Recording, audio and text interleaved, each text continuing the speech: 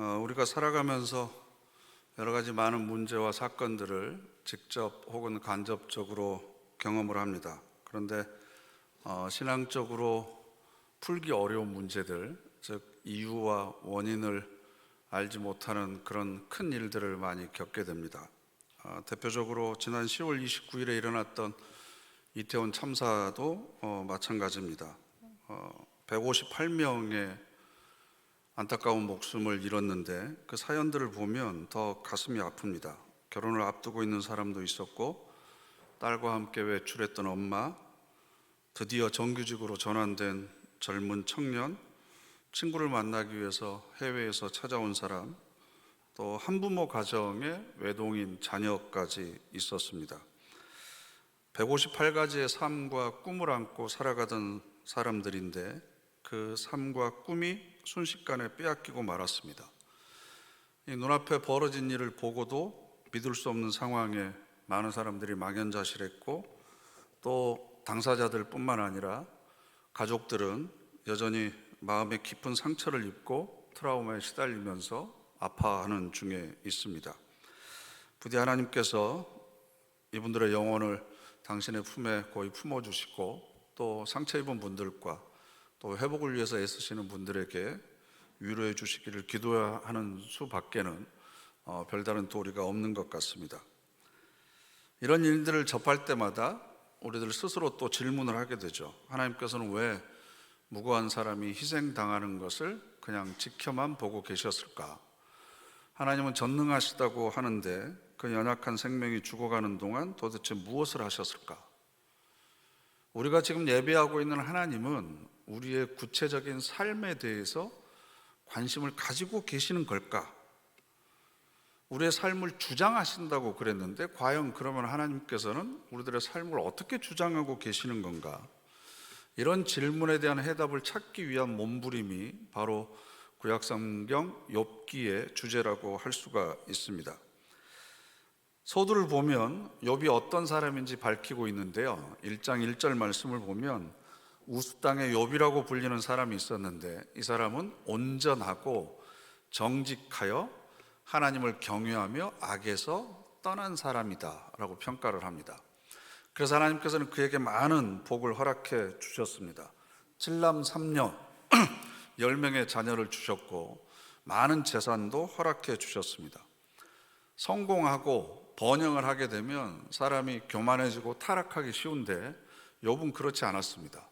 주변에 있는 많은 사람들에게 넉넉하게 베풀을 줄 알았고 구제할 줄 알았습니다. 그런데 하루아침에 고난의 나락에 떨어집니다. 이민족의 습격과 자연재해로 인해서 그 많던 종들과 가축들을 하루아침에 잃어버립니다. 또 7남 3녀가 함께 모여서 식사를 하고 있는데 집에 지붕이 무너져서 10명의 자녀가 한꺼번에 깔려 죽습니다.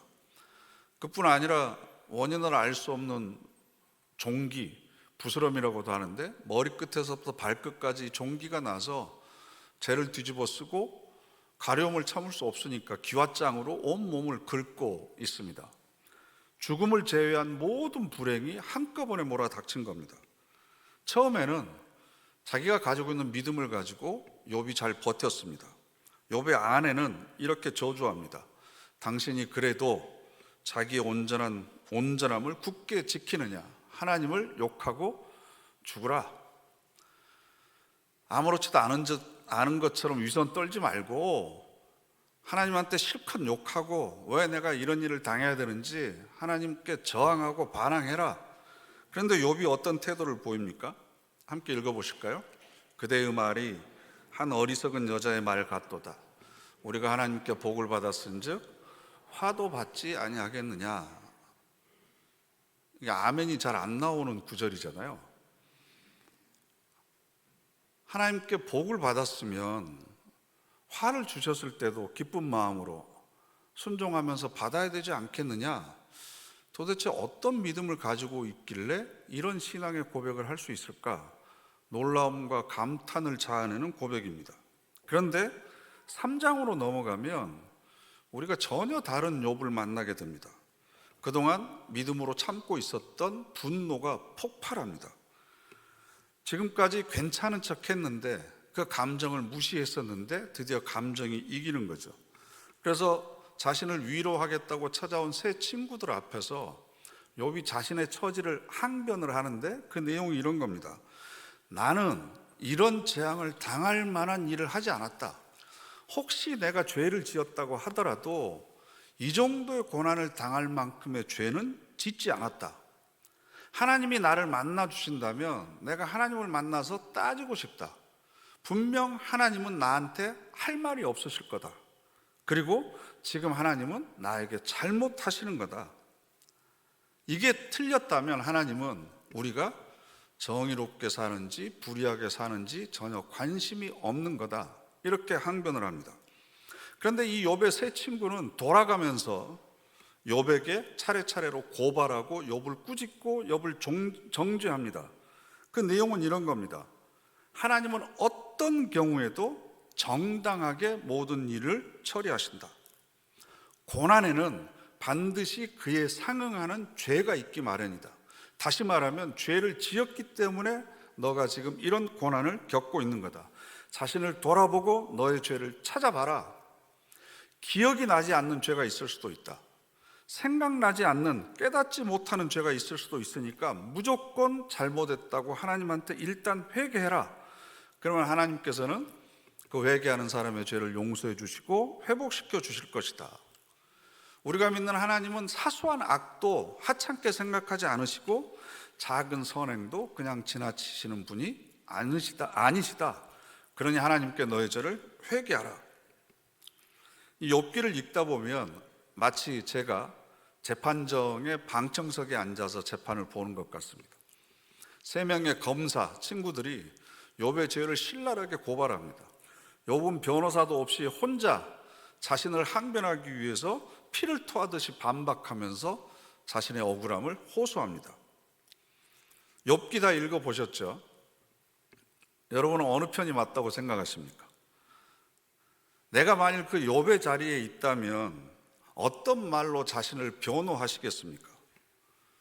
끝까지 읽어보시면 나름대로 여러분들의 기준과 판단이 생길 것이라고 생각합니다.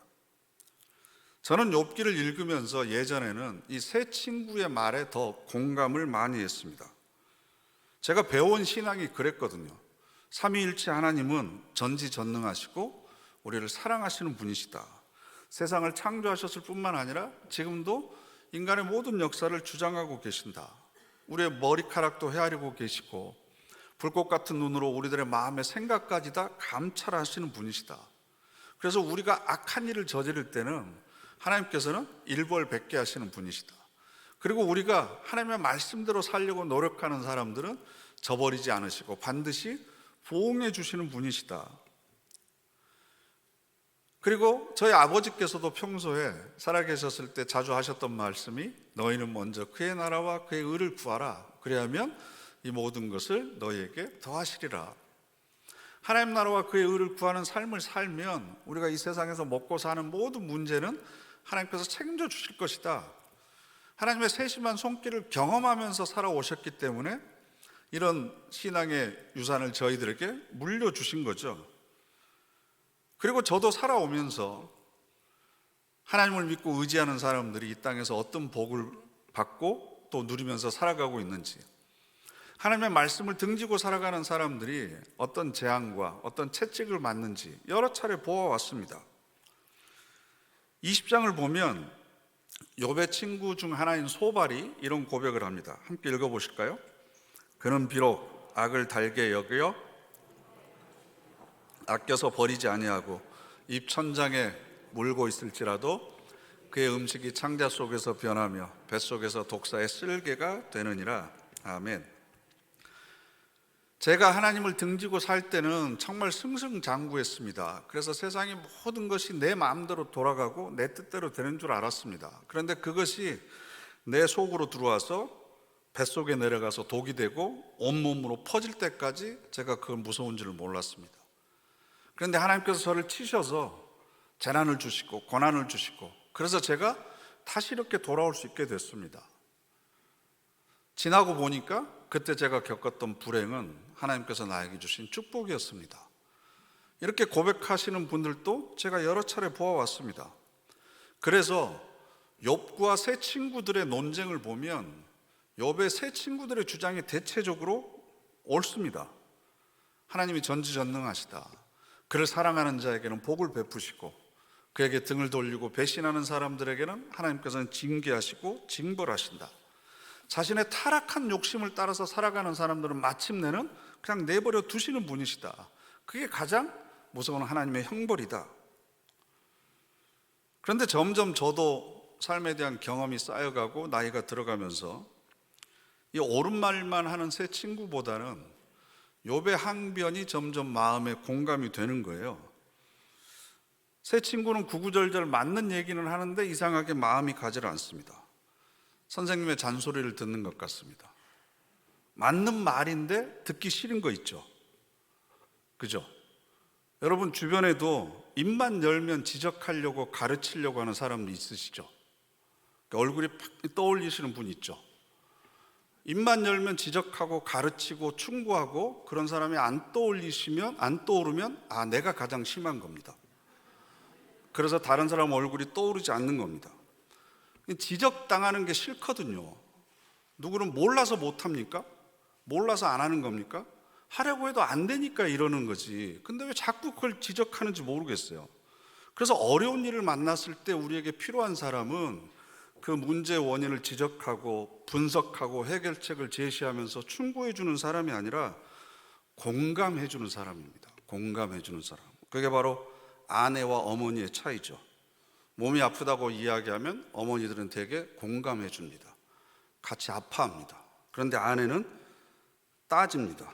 책망합니다. 그것 보라고. 내가 그때 그렇게 얘기했을 때 들어야지.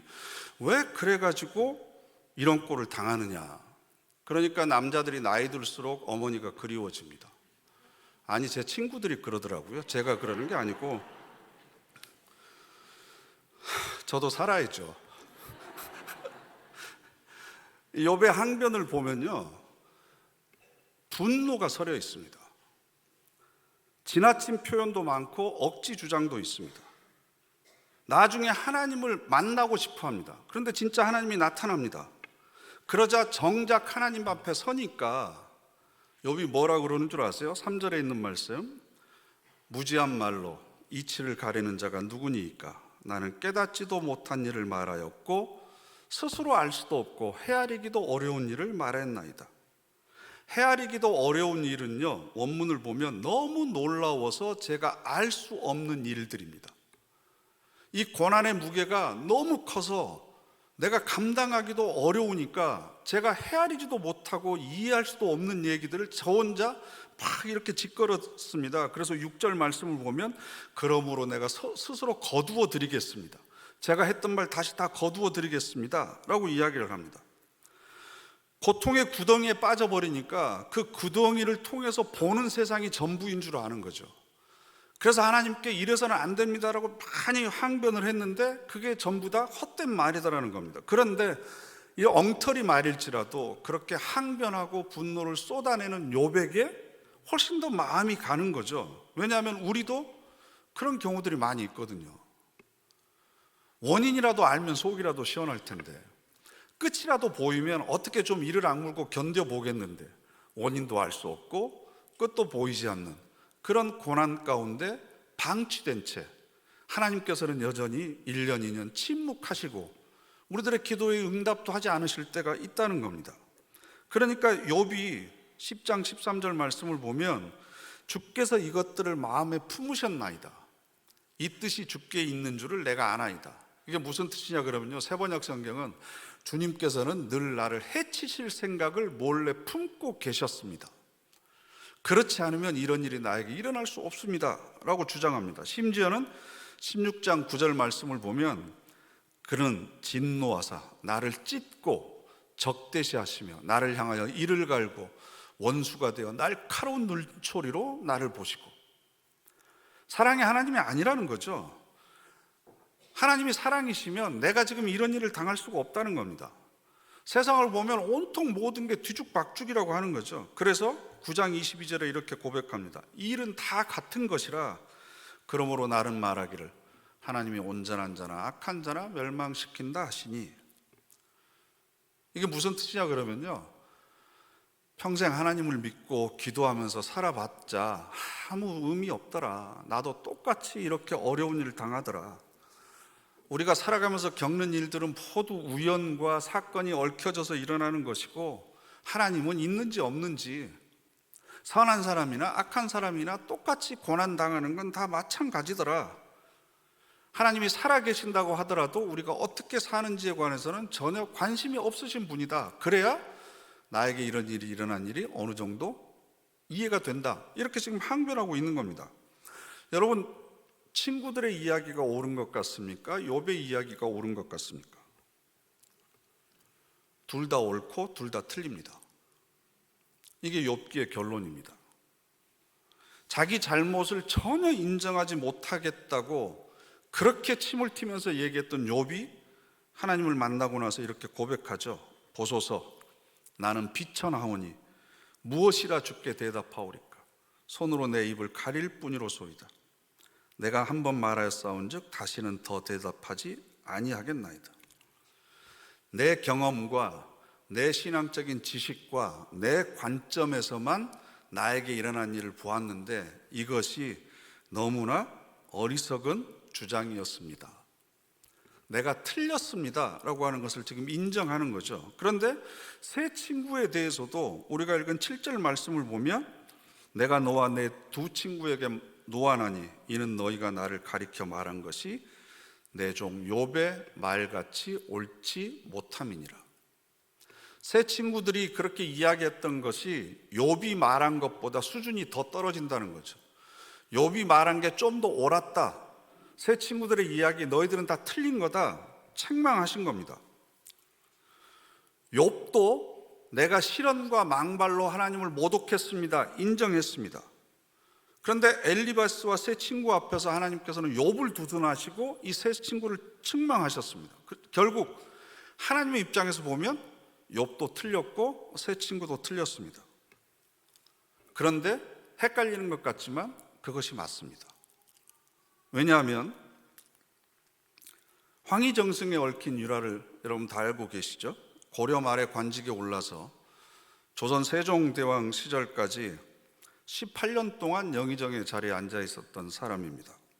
가장 청렴하고 지혜로웠던 재상으로 알려져 있습니다. 어느 날 딸과 며느리가 논쟁을 하는데 이가 어디에서 생기는지, 여러분 이 아시죠?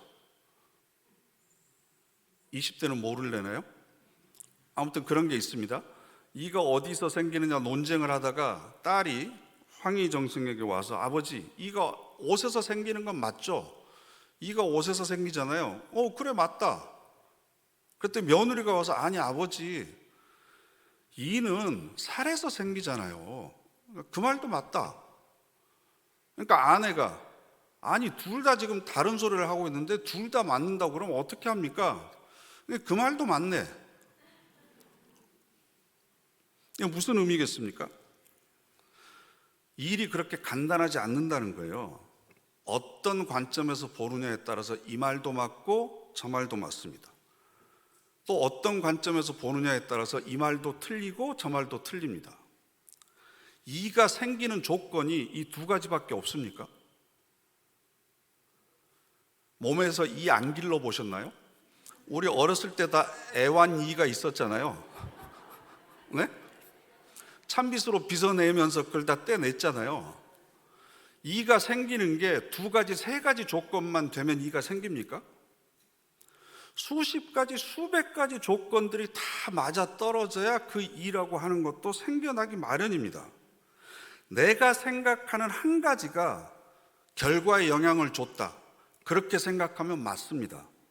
그런데 그 한 가지 때문에 이런 결과가 생겼다, 이건 틀린 겁니다. 그러니까 일리는 있습니다. 한 가지 이치는 맞습니다. 그러나 전체를 설명해 주지 못하기 때문에 그건 틀린 얘기입니다. 그러니까 적어도 우리가 평소에 이런 말을 좀 조심을 해야 되는데요, 내가 생각하기에는 이래서 이런 거야, 이건 이게 잘못돼서 이런 일이 생겼어, 이것만 고치면 이게 이렇게 돼, 이런 얘기는 우리가 함부로 하는 게 아닙니다. 심지어 하나님의 뜻을 우리가 어떻게 헤아리면서 알 수 있겠습니까? 그러니까 우리가 살아가면서 겪는 모든 문제는, 제가 낸 결론은 이겁니다. 삶은 해답이 있는 문제가 아니라 품어야 할 신비다. 살아가면서 모든 겪는 문제들은 원인을 따지고 이유를 분석하고 계산하고 그래서 결과를 도출해내야만 되는, 하나님께서 우리에게 수학 문제처럼 풀 수 있는 문제로 주신 것이 아니라 우리가 온몸으로 받아들이고 품어야 되는 신비입니다. 그래야만 그때 비로소 뭔가 비밀을 알아낼 수 있는 진리가 그 속에 담겨져 있는 거죠. 그래서 많은 사람들은 원인과 이유를 해석합니다. 분석하려고 합니다. 따지려고 합니다. 그런데 내가 생각하는, 내가 알아내는 한두 가지 이유가 모든 것을 설명해 줄 수 없습니다. 그런데 우리는 그렇다고 착각을 하는 거죠. 절대 그렇지 않습니다. 또 어떤 사람들은 도무지 이유를 알지 못하면 에휴 팔자려니 하고 받아들입니다. 그렇게 생각하면서 체념하는 것, 이것도 문제를 해결하는 한 방법일 수 있습니다. 그런데 우리는 하나님께서 모든 걸 주장하신다는 걸 믿는 사람들이잖아요. 공중에 날아다니는 새 한 마리도 하나님께서 허락하셔야 땅에 떨어집니다. 그렇다면 나에게 일어나는 모든 일도 하나님께서 허락하셨으니까 이런 고난이 있을 텐데, 그럼 하나님께서 왜 나에게 이런 문제를 허락하셨을까? 고민하고 따지고 찾다 보면 그것을 품을 수 없습니다. 회피하게 됩니다. 거부하고 부인하고 도망치게 되는 거죠. 겸손하게 하나님, 제 머리로는, 제 지식과 제 경험으로는 이 모든 것을 이해할 수 없고 해석할 수 없지만 나의 생각은 너희들의 생각과 다르고 나의 길은 너의 길과 다르다는 그 하나님의 섭리가 이 속에 감춰져 있는 줄 믿습니다. 나에게 유익이 되기 때문에 이것을 허락해 주신 줄 믿습니다. 그래서 내 삶의 토대가 내 경험과 내 지식이 얼마나 유한하고 어리석은 것인지를 인정할 줄 아는 사람만이 나에게 허락하신 모든 일들을 품을 수 있습니다. 그래서 물론 마음속에 수없이 많은 의문과 회의와 질문들이 떠오를 겁니다. 그럴 때마다 잠잠하게 하나님의 음성을 듣기 위해서 삶의 신비 앞에 머리 숙일 줄 알아야 됩니다. 내가 지금 겪고 있는 문제는 이해하고 걱정하고 풀어야 될 것이 아니라 온몸으로 받아들이고 경험해야 됩니다. 그리고 품에 안을 때 그나마 단서를 얻습니다. 그리고 그것을 품어 안는 사람에게는 하나님께서 허락하신 신비가 풀리게 되는 거죠. 이렇게 하나님께 모든 것을 맡기기 위해서 우리에게 가장 필요한 건 뭔 줄 아세요? 바로 하나님에 대한 신뢰입니다. 내가 어떤 상황 가운데 있더라도 하나님은 여전히 선하신 분이다. 하나님은 나보다 더 나를 사랑하시는 분이다. 내가 생각하는 것보다 더 위대한 계획을 갖고 계신 분이다. 이 신뢰를 가지고 있어야 됩니다. 그래서 욥이 하나님께 저항하고 분노하는 겁니다. 하나님께 저항하고 분노하는 것도 하나님에 대한 신뢰의 표시입니다. 왜냐하면 내가 겪고 있는 고난의 원인이 하나님에게 있다는 것을 인정하는 거고, 이 고난을 풀어나갈 수 있는 방법과 또 견뎌낼 수 있는 능력도 하나님으로부터 공급받을 수 있다는 것을 신뢰하기 때문에 지금 욥은 하나님한테 저항하고 하나님한테 울분을 쏟아내고 있는 거죠. 만일 이것을 해결할 수 있는 열쇠가 하나님이 아니라고 생각을 하면 굳이 하나님 앞에 나와서 이럴 필요가 뭐가 있겠습니까? 다른 데 가서 다른 해결 방법을 찾아야죠. 그래서 하나님께서는 그렇게 하나님을 신뢰하고 우리에게 허락한 모든 문제를 온몸으로 품는 사람에게는 고난을 제거해 주실 뿐만 아니라 그 고난에 짓눌리지 않을 정도의 영적인 능력을 우리에게 주시는 겁니다.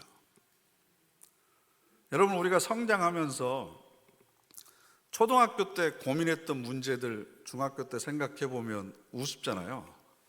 사춘기 때 밤잠을 설쳐가면서 막 이렇게 고민했던 문제들 20대가 되면 참 어리석게 보이죠.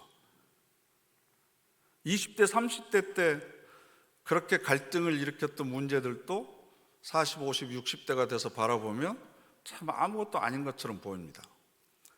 그럼 여전히 문제가 사라졌기 때문에 우리가 그렇게 느끼는 걸까요? 아닙니다. 문제는 여전히 있습니다. 그런데 우리가 성숙했기 때문에 그 문제가 문제로 느껴지지 않는 거죠. 그래서 아인슈타인이 했던 유명한 말이 있습니다. 문제가 생길 때, 발생했을 때 의식 수준으로는 그 문제를 해결할 수 없다. 그럼 그 문제를 해결하기 위해서는 문제가 생겼을 때보다 더 높은 의식 수준을 가지고 있어야 된다는 거죠. 그죠? 살아가면서 겪는 관계적인 문제나 모든 갈등이나 고난들은 여전히 우리 가운데 있습니다. 그 고난이 우리에게 문제가 되지 않기 위해서, 걸림돌이 되지 않기 위해서 하나님께서 자주 사용하시는 방법은 그 문제를 없애주시는 것이 아니라 문제가 되지 않을 정도로 우리의 실력을 키워주시는 겁니다. 우리의 영적으로 성숙시켜 주시는 거죠. 그래서 그리스도의 장성한 분량에 이르도록 우리를 훈련시키시는 겁니다. 그래서 여러분들을 만나고 상담을 하다 보면 욥과 같은 분들이 많이 계십니다. 지금도 욥과 같은 상황에 있는 분들이 계십니다. 그럼에도 불구하고 원인과 이유를 알 수 없지만 하나님께서 허락해 주신 것이라고 믿고 여전히 하나님을 신뢰하면서 그 고난의 길을 도망가지 않고 여전히 온몸으로 받아들이면서 이겨내고 계신 분들이 있습니다. 정말 절로 고개가 숙여집니다. 또 어떤 분들은 그때 하나님께서 6개월, 1년 동안 제 기도에 응답하지 않으셨습니다. 욥의 시기를 지나신 분들이 있죠. 그럼에도 불구하고 그 자리를 떠나지 않고 붙들었기 때문에 하나님께서는 우리가 생각하지 못했던 방법으로 새로운 길을 열어주셨습니다. 그런 간증들이 우리 가운데 너무나 많이 있습니다. 형통할 때도 마찬가지입니다. 쉽게 교만하거든요. 쉽게 타락할 수 있습니다. 그러나 이것도 하나님께서 나에게 주신 거라고 생각하고 겸손하게 받아들이면서 그 은혜를 나누고 누리면서 살아가는 것이 복이죠.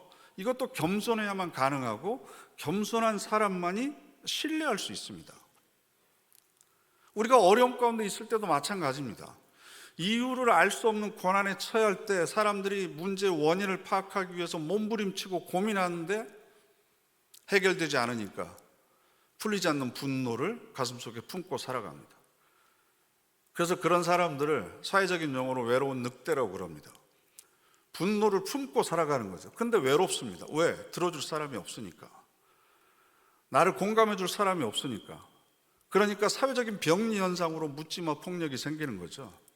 이유를 알 수 없는 분노를 폭발시키는 사람들이 우리 주변에 너무나 많이 있습니다. 그래서 이런 사람들을 위한 욥들의 교회, 욥들을 위한 교회가 바로 우리 교회가 돼야 되지 않을까. 자신의 상처와 아픔, 감당하기 어려운 짐이 있을 때 그것을 좀 편하게 내려놓을 수 있고, 그래서 서로 위로하고 공감할 수 있고, 그래서 그 상처를 함께 이겨나가는 거죠. 하나님을 신뢰하는 마음을 점점 키워져 가는 겁니다. 그러면서 우리 공동체가 더욱더 성숙해지는 거죠. 그런 간증들이 쌓여갈 때마다 우리의 영적 능력은 더욱더 성숙해질 거고, 우리는 상처 입은 치유자가 될 수 있는 거죠. 상처를 입었기 때문에, 고난을 겪어봤기 때문에 다른 사람의 아픔에 공감할 수 있고 또 손을 내밀어 줄 수 있는 용기와 여유를 우리가 가지게 되는 겁니다. 여러분들이 겪고 있는 나름대로의 십자가들이 있습니다. 지고 가야 되는 삶의 무거운 짐들이 있습니다. 이유가 중요한 게 아닙니다. 내가 온몸으로 받아들이는 겁니다. 그것을 내가 온몸으로 품는 겁니다. 그럴 때 비로소 그 속에 감춰져 있는 하나님의 신비로운 손길이 무엇인지를 경험하게 되고, 그 과정을 통해서 이제는 그런 종류의 고난과 시련은 문제가 아닐 정도의 영적인 성숙을 하나님께서 우리에게 허락하시는 거죠. 이런 과정을 우리들의 삶 속에서 반복하면서 하나님을 향한 신뢰가 더욱더 깊어지고 두터워지면서 우리들의 영적인 근육이 더 많이 생기는 거죠. 그래서 전에는 10kg, 20kg 가지고도 헉헉대고 제대로 못 들었지만 영적인 근육이 생기기 시작하면 이제는 남들이 감당하지 못할 어려움까지도 감당할 수 있는, 능히 버티고 이길 수 있는 그런 영적인 근력의 소유자로 우리가 변화되는 겁니다. 섣부르게 내가 가진 지식과 내가 경험한 경험으로 모든 것을 판단하려고 하지 마십시오. 원인을 찾고 지적하고 계산하고 분석하고 해결책을 제시하려고 하지 마십시오. 중요한 건 모든 걸 품어 안는 겁니다. 그리고 그런 사람들이 있으면 따뜻한 위로와 그리고 사랑의 손길을 건네는 겁니다. 그래서 우리 모두가 서로의 아픔을 보듬어 안고 살아가면서 우리를 향한 하나님의 신비한 비밀을 깨달아가는 그런 저와 여러분 되시기를 간절히 바랍니다. 기도하겠습니다. 이 시간 우리 다 같이 합심해서 결단의 기도 드리겠습니다. 하나님, 저희들 겸손하게 하옵소서. 하나님을 신뢰하게 하옵소서. 성공할 때나 번영할 때, 또 실패하고 고통스러울 때도 항상 주님 안에 머물게 하여 주시옵소서. 그래 모든 사건들 속에서 우리를 빚으시는 하나님의 손길을 경험하게 하옵소서. 다 같이 합심해서 결단의 기도 드리겠습니다.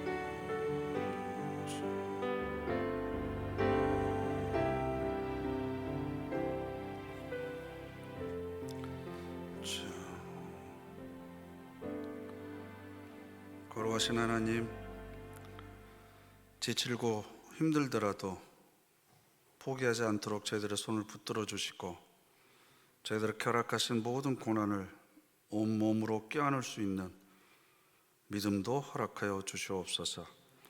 겸손하게 하셔서 하나님만을 절대적으로 신뢰하게 하시고 그래서 모든 고난을 품은 사람만이 체험할 수 있는 하나님의 신비를 경험하게 하옵소서. 예수님의 이름으로 기도드립니다. 아멘.